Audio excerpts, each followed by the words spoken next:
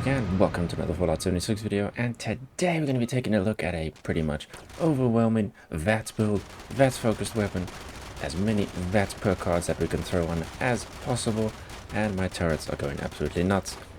So clearly they agree, but we're just going to see how it performs. I'll test it in some regular kind of mob situations, so like V.A.T.S and White Springs Golf Club, and then I'll probably throw in a test, probably with like a Scorchbeast Queen as well for a bit of a tankier health bar. So hopefully you enjoy. If you do, then hey, consider liking and subscribing, and let's just get straight into it. And I swear if you things are shooting at like a squirrel, liberator bots. Okay, that's fine. Let's just get into it. And of course, for our weapon, we're going with the fixer, good old fixer. And of course, as you can see, it's a VATS focused fixer, so critical hits do 50% damage, and critical meter fills 15% faster, and that's the main idea of the build. Well, one of the main ideas of the build. Stay in VATS as long as possible, and get as much critical hits off as possible. So that works perfectly. I would have preferred a quad instead of bloodied, but hey, I'll take bloodied, that's no problem. So that's the weapon that we're going to be using, and then just a quick look at the build itself. And for the build itself, now most of the VATS things stay and lurk in the luck category, so everything else pretty standard for sort of commando builds, and some of the stuff I like throwing in for quality of life things, such as the weight reduction stuff. So of course perception looking exactly the same, but we have concentrated fire, so of course VATS targets limbs. Then over in agility we have maxed out Gung Fu, so VATS swaps targets for us and we get increasing damage. And then luck seeing the biggest changes. So dropped Bloody Mist down to just 1 star, so we just get that 5% extra bonus. We do have starched jeans, but we have flung class freak, because well, we need space for our VAT stuff. So of course we've got better criticals, so more damage off of our criticals. We have critical savvy, so critical hits only consume 55% of the critical meter. We've got 4-leaf clover, so each hit in VATS has an excellent chance to fill your critical meter. I think it's 13.5% for 3-star. And then we have Grim Reaper's sprint, so any kill in VATS has a 35% chance to restore all your action points. So nice little combo of things there. Of course Grim Reaper sprint, very nice, especially for your commando build. You're killing other things, and you're killing other things quickly, so I haven't run out of any AP points when I have been using this card. Very nice card, but I don't use it often enough. Of course, I want to see how that performs in a boss situation. 4-leaf clover I went with instead of psychopath for that particular reason. Against bosses, it's a bit more useful because it's each hit, whereas psychopath is each kill. So psychopath has a bit more of a use against your mobs and stuff, but 4-leaf clover has a bit more of a use against your tanky enemies, since your regular enemies are going to be dying in 1 or 2 hits anyway with this build. So psychopaths with critical hits kind of pointless against your regular mobs, because they die into a regular hit anyway. So that's why I went with 4-leaf clover, because I want to see how that does with the queen. But yeah, critical savvy, so we just have more crits up, more damage. Our weapon also giving us more critical bar and more damage. So let's just see how it performs, shall we?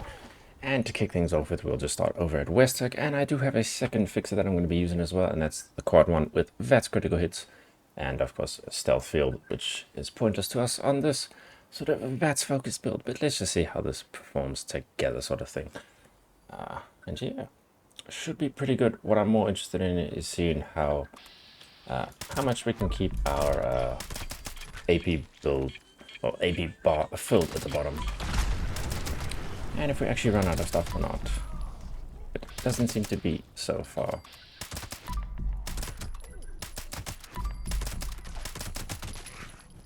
And as always, V.A.T.S super mutants like ignoring any damage I do to them.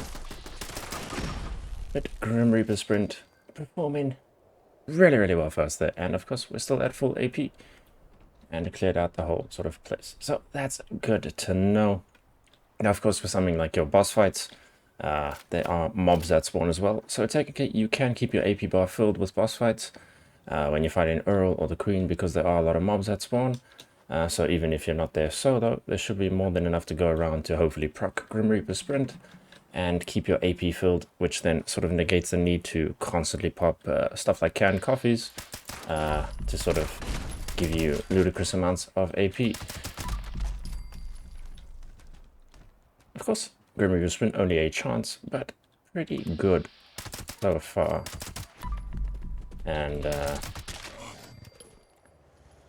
quad performing really well as well. So that's why it's ticked out with. Let's just go grab some ghouls at the White Spring for testing. And we'll just swap back to our regular bloodied fixer. And let's just see how many of those critical sounds we can get to pop off. Hello? I know you're all sleeping, but it's time to wake up.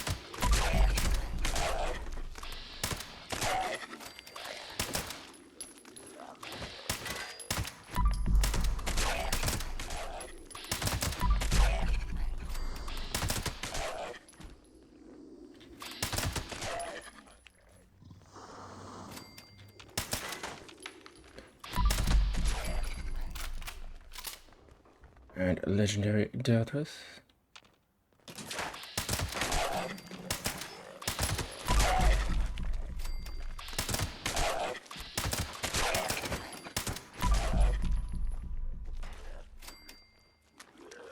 And we're still full AP as well, which is very nice. Of course, school's not going to pose any sort of problem here. Even with a lead pipe, they wouldn't pose much of an issue. But there's a lot of them, so just want to see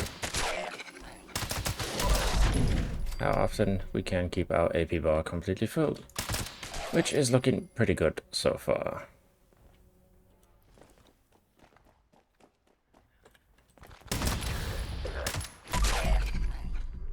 Come on, wake up, wake up. I know there's a few of you in this room. There we go. This way, this way. Not exactly that way, but anyway. No, no. Don't do it. Don't do it. Oh, of course.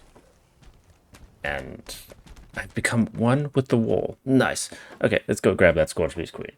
On second thought, let's grab the behemoth first for testing, since we can't do a video without our good buddy the behemoth.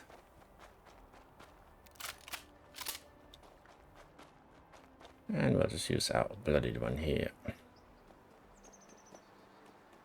What's up, buddy? Probably not going to be around too long.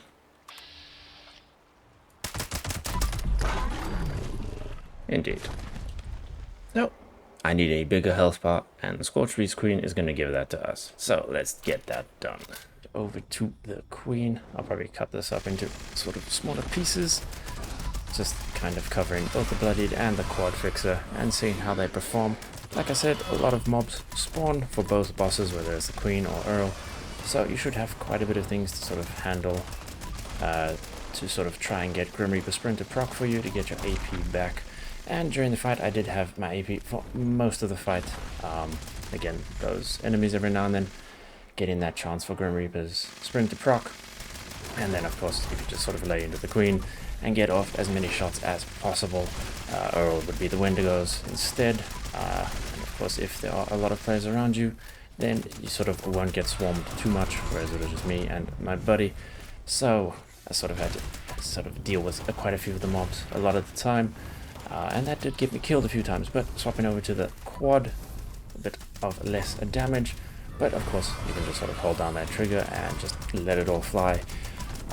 So that's the benefit of quad. But yeah, both performed really, really well. Gotten my AP back for the majority of the fight while waiting for the queen to sort of land. And then of course you can just regenerate it yourself, so it does sort of help you not need to sort of pump the canned coffees constantly or anything like that, and just rely on the perk cards themselves. But yeah, got the queen down pretty quick. A lot of crits popping off. Of course the quad didn't have the crits fill quicker, but it did have the extra crit damage on it, which was nice. But yeah, a lot of crits going off, and then of course staying in VATS the majority of the time, swapping to clear up the ads every now and then, just so they don't pile up too much sort of thing. But yeah, swapping back to the fixer, or the bloodied fixer, which was nice to have since it did sacrifice some things on the build like Bloody Mess and Class Freak, since we're trying to maximize those VATS crit, or not VATS crit, but VATS per cards themselves. But yeah, worked out really, really well in a boss situation, so I was really happy with that. And then, of course, once you got your AP back, just pump all of those shots into the queen. Or 20 million different ads that decide to spawn. Because there can be quite a lot of ads when there's only 1 or 2 people at the boss events. But, of course, having an abundant supply of ads does mean you can get that Grim Reaper to proc way easier sort of thing. But, of course, then you just gotta try and maintain your sneak for your commando build or your rifleman build. Just so you can get that extra damage off kind of thing with the sneak bonuses. But Queen didn't last too long overall. So that's working really well there with those critical damage shots, and that AP bar being pretty good overall. And we've almost finished up the Queen here, and of course more ads constantly spawning, allowing you to get your AP back basically. And Queen is sorted. So that went really well, and I guess we can just wrap this up with a couple of sort of closing thoughts, I guess. So yeah, let's just go and do that right now. There you have it, folks. Just a sort of look at a VATS focused build. Performs really well. Of course, against your regular mobs, pretty much anything you use is gonna kill regular mobs. But being able to keep up that AP constantly with Grim Reaper Sprint, really cool card. And I'll probably be using that a lot more, even though we're getting rid of stuff like Class Freak and what should I call it? Bloody Mess. So yeah, that's why I also decided to go with the Bloodied build instead, because, well, the unyielding armor just allows us to tank the negative effects of our mutations. So yeah, that worked out pretty well as well. But yeah, throw on as many VATS cards as possible. Get yourself a VATS focused fixer or handmade or whatever weapon you want, and yeah, you can have quite a lot of fun. It works pretty well with Scorchbeast Queen and your boss situations as well, especially if you're going in not solo. There's more people to clean up some of the mobs so you won't get swarmed, but there should be still some to allow you to get your AP back with shots, with stuff like Grim Reaper Sprint, and of course Four Leaf Clover working really well with bosses because they have a massive health pool. And then, of course, Quad just allows you to just hold down the button and spacebar, or if you want a controller, whatever your crit button is, so you can just constantly get those off. So it works really well, and really happy with it. So yeah, hopefully you enjoyed. If you did, then hey, consider liking and subscribing. I'll have a lot more content coming your way real soon. But for now, thanks so much for watching. I'll see you in the next one.